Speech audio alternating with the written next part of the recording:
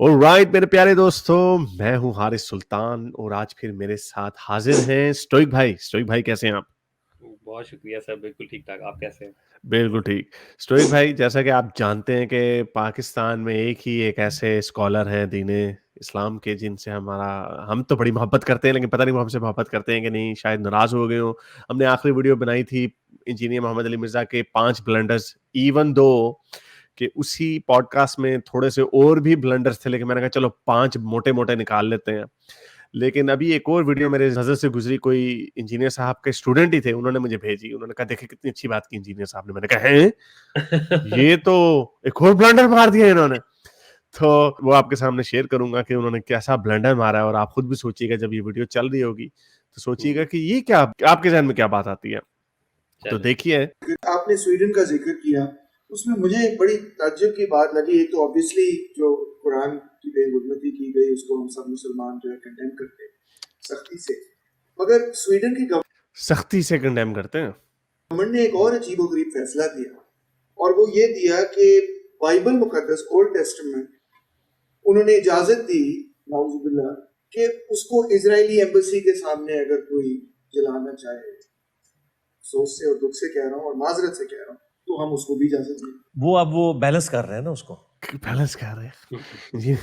I mean engineer साहब, आपको पक्का यकीन है कि वो बैलेंस कर रहे हैं इसे, या आप वैसे ही खाना पूरी खा रहे हैं कि अगर एक चीज अलाउड है तो वो अपने कानून के ऊपर अमल दरामद कर रहे हैं कि जो हमारे कानून में है वो आप कर सकते हैं, बाइबल जलाएं, गीता जलाएं, कुरान शरीफ को जलाएं। तो आपको कैसे पता वो बैलेंस कर रहे हैं ये, या अपने असूल के ऊपर खड़े हुए हैं? लेकिन चलें, आपने बात कर दी है, कोई बात नहीं। मगर ये तो कोई सेंस नहीं गलत है ना, फ्रीडम ऑफ एक्सप्रेशन के नाम के ऊपर आप ये बात कर रहे हैं। मैं तो ये कहता हूं कि पाकिस्तान में कोई के मैंने डास कैपिटल को आग लगानी है तो मैं तो इसकी भी मुखालफत करूंगा। आपने रद्द करना, इल्म ही करें।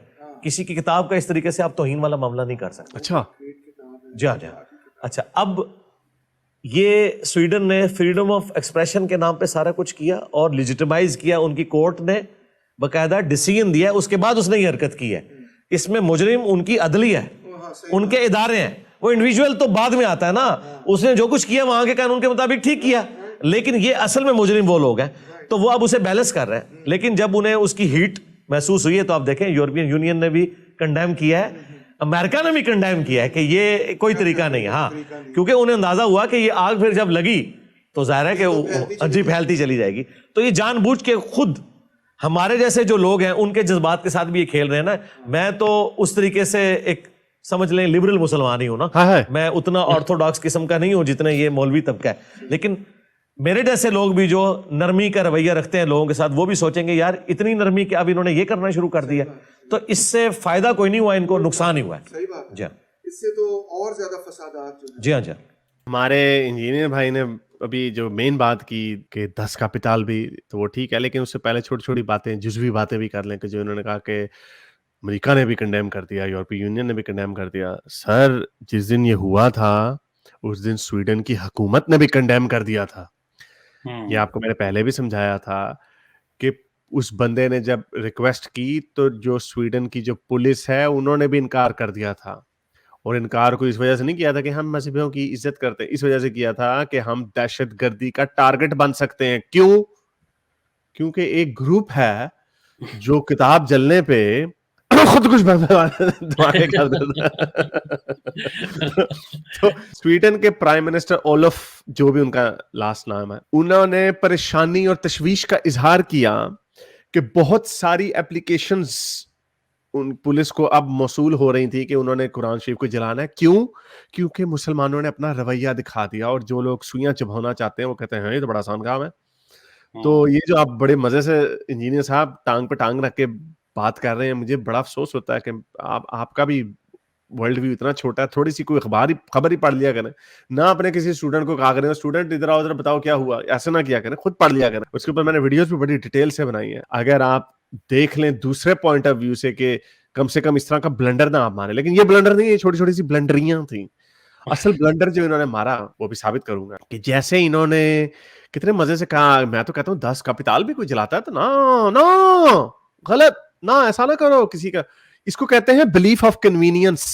क्योंकि ये स्टूडेंट ने मुझे ये क्लिप भेजा था इंजीनियर साहब के ना, एक ये वाला, उन्होंने कहा कि बड़ा देखिए कितना कंसिस्टेंट है। मैं कहा रुको जरा, सब्र करो।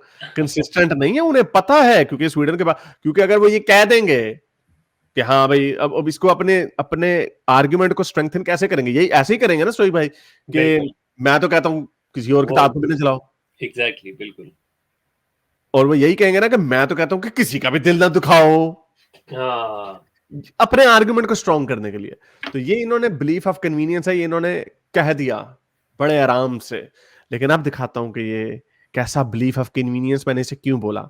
इससे तो और ज्यादा फसादात जो है, जी हाँ जी हाँ।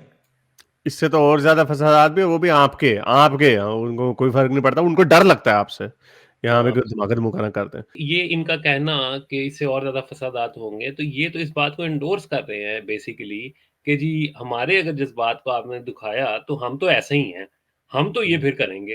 तो ये असल में तो इस रवैये के ऊपर बात होनी चाहिए ना कि आपकी किताब की या आपके बिलीफ की जो इज़्ज़त है, वो इतनी नाज़ुक या इतनी वो फ्रेजाइल क्यों है कि अगर उसको अगर देखें, अगर मैं इनकी साइड को भी देखूँ, क्या एक कुरान जलने से क्या कुरान खत्म हो जाएगा? नो। क्या इनके जो हाफ़िज़ ये जो हैं, उनके जो दिलों पूरी दुनिया के कुरान भी ये लोग बड़ा वो खुश होके बताते हैं, बड़ा बोस्ट करके बताते हैं कि जनाब पूरी दुनिया के कुरान भी उठ जाए ना, तो जो हाफ़िज़ों के दिलों के अंदर जो कुरान है ना, वो कैसे निकलेगा?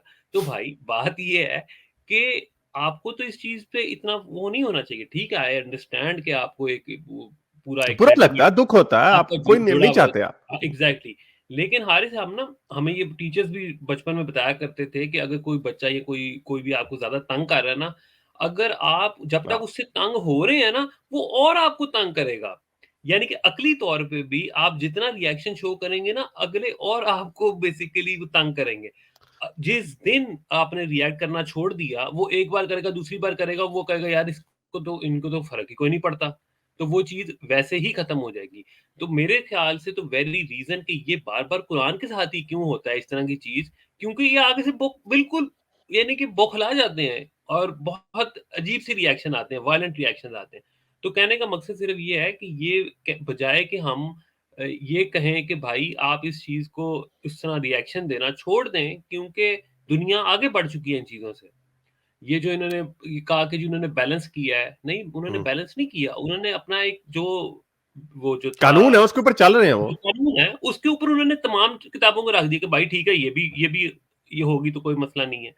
तो वो तो कंसिस्टेंट हैं, लेकिन आपका ये इतना कंसिस्टेंट नहीं है, क्योंकि क्या ये ऐसे ही शद्दो-मद से किसी और किताब के बारे में यहीं पे ये ब्लंडर भी दिखाना है, वो आप उधर ही जा रहे हैं। लेकिन लेकिन हैविंग सेड दैट दो, जो आपने कहा, जो रिएक्शन वाली जो आपने बात की, उसका सबसे बड़ा सबूत है हमारे सामने। कोई क्रिश्चियन कुछ नहीं कहता।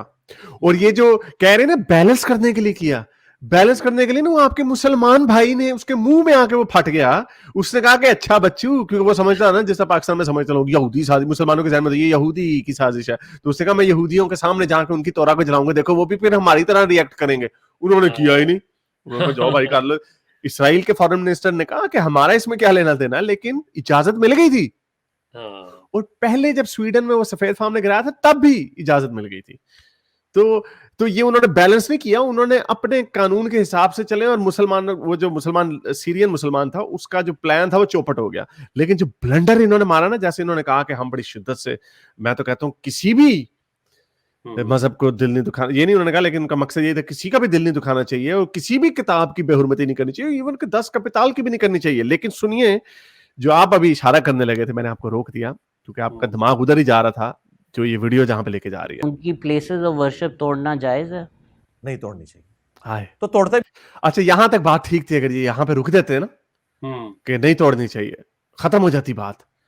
लेकिन अंदर का फिर सुन्नी इस्लाम मुसलमान ने तो शायद, या पता नहीं, अपने लोगों को खुश करना तो था ही। तो सुनिए जरा, ये आगे साथ जो वीडियो ना, ये मैंने लगाई है, भी कोई नहीं है, तोड़ते भी कोई वो नहीं। नहीं, वो ये कहते हैं मीनार ना बनाए, इस पे मस्जिद ना लिखे। अच्छा, हाँ, ये वाला इख्तलाफ है। लेकिन इसकी आड़ में बाद लोग, ये झेलम के अंदर भी कादियानियों की इबादत गाहें मौजूद है, कोई नहीं तोड़ता। वो था कि उस पर मस्जिद ना लिखा जाए, क्योंकि हम उन्हें मुसलमान नहीं समझते, तो वो बैते अहमदिया लिखते हैं। मैं मेरे में हो तो मैं तो ये भी ना लिखने दूं। ये यानी इंजीनियर साहब कह रहे हैं मेरे में हो तो ये भी ना हो, और उसको उन्होंने ट्रिविलाइज कर दिया कि वो सिर्फ वो तोड़ते हैं ऊपर से, वो जो ये जो इनके मीनार है, यानी क्योंकि हम मुसलमान हैं, हम इनको मुसलमान नहीं समझते, तो वो एथियस्ट और क्रिश्चियन है, वो आपकी मुकद्दस किताब को मुकद्दस नहीं समझते। बिल्कुल।